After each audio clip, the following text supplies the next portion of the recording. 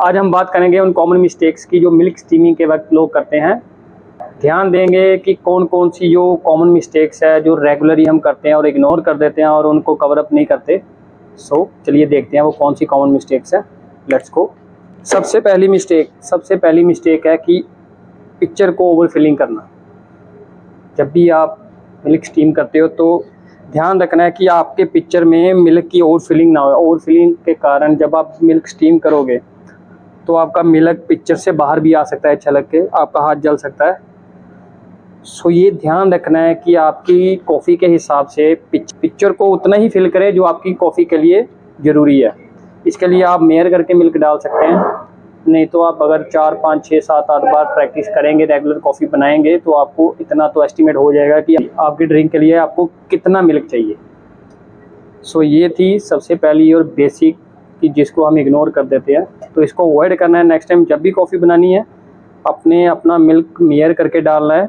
उसके बाद आता है मिल्क, कौन सा मिल्क यूज़ करना है। आजकल बहुत प्रकार के दूध आ गए हुए हैं मार्केट में। ओट मिल्क है, आलमंड मिल्क है, होल मिल्क है।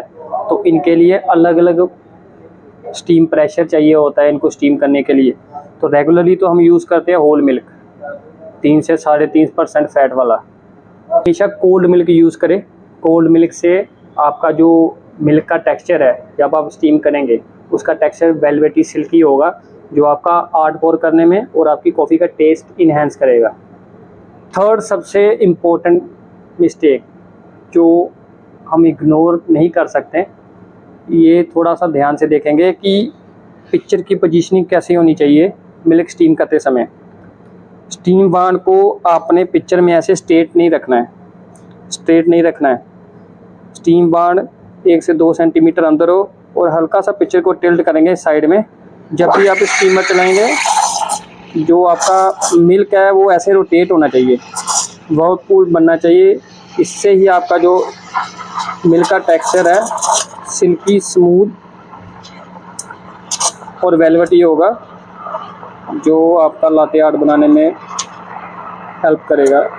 अगर आप मिल्क स्टीम बांड को सीधा रखेंगे तो जो आपका मिल्क है वो परफेक्टली स्टीम नहीं होगा और इसमें बड़े बड़े बबल्स बन जाएंगे। अब आप इसका टेक्सचर देख सकते हैं। और आगे चलते हैं कि स्टीम करने के बाद आपने मिल्क को होल्ड नहीं छोड़ना है, ऐसे स्टेबल नहीं छोड़ना है। इसको आप स्विल करते रहे हाथ में पकड़ के, और धीरे धीरे स्विल नहीं करना है, तेल फ्री स्विल करना है कि जो आपका मिल्क और फ्रोथ है वो मिक्स हो जाए।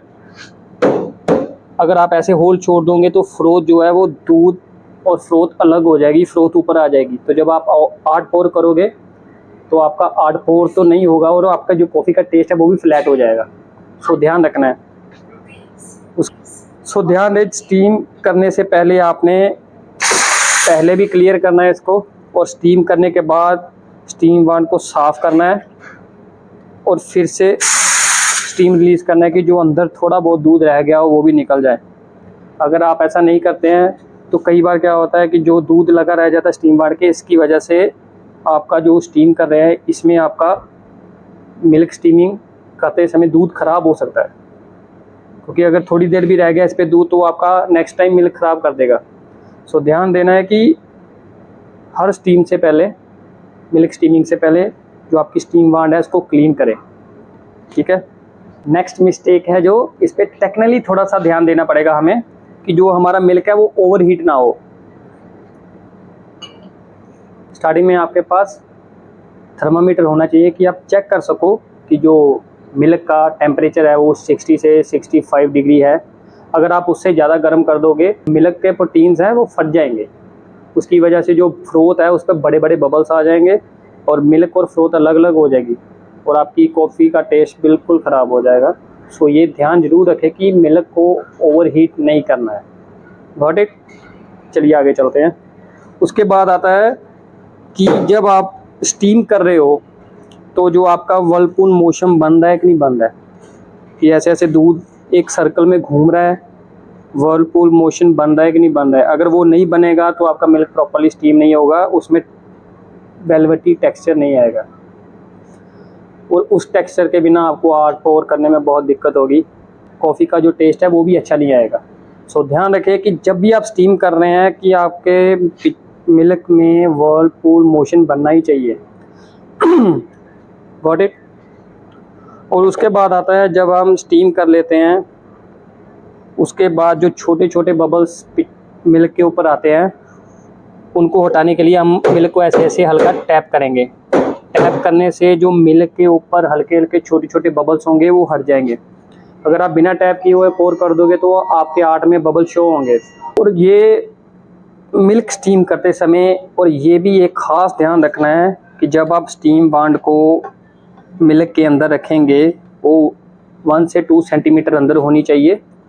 और आप पिक्चर को मूव करके डिसाइड कर सकते हो कि आपने कितना एयर इनटेक करना है। अगर आप ज़्यादा एयर इनटेक कर दोगे तो जो आपका फ्रूट है वो बबल वाला बन जाएगा, उस पर बड़े बड़े बबल्स बन जाएंगे, और जो जिससे आपको आर्ट और करने में तो बहुत दिक्कत होगी, टेस्ट भी सही नहीं आएगा आपके लाटे का।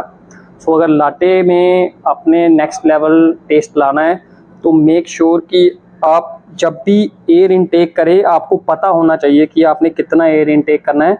और आप पिक्चर को आप ऐसे ऐसे मूव कर सकते हो हल्का। लास्ट और सबसे ज़रूरी मिस्टेक जिसको अवॉइड करना बहुत ज़रूरी है कि प्रैक्टिस डेली करें।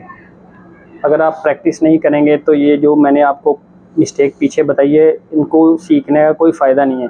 अगर आप डेली प्रैक्टिस करोगे, इन मिस्टेक्स को अवॉइड करोगे, तभी आप एक परफेक्ट बरिस्ता बन पाओगे। सो अगर अपने आर्ट में शाइन लाना चाहते हो, प्रेजेंटेशन बढ़िया बनाना चाहते हो तो डेली प्रैक्टिस करो, इन्वेंशन करो, प्रैक्टिस करो और लाटे बनाते रहो और सीखते रहो। तो ये थी कुछ कॉमन मिस्टेक्स जिसके बारे में आपको पता होना चाहिए, और नेक्स्ट टाइम आपने इन सब मिस्टेक को अवॉइड करना है। प्रैक्टिस करते रहे, सीखते रहे, और कमेंट करके ज़रूर बताना कि ये वीडियो आपको कैसा लगा। अच्छा लगे तो लाइक और शेयर ज़रूर कर देना।